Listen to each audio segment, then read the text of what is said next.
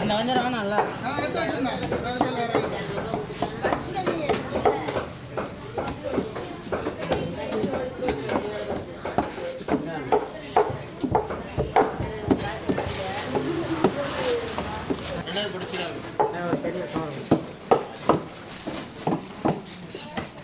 யாருக்கு 20 ரூபா கொடுத்தீங்களா? அதான் பின்னாடி நான் பைக்கில் இருக்கேன். ரைட்டு தலை வரேன்ட்டான். எடுத்தலாம் காலத்தில் ரெண்டு வண்டிகள் எடுத்தலாம். 60 ரூபா இருக்குது.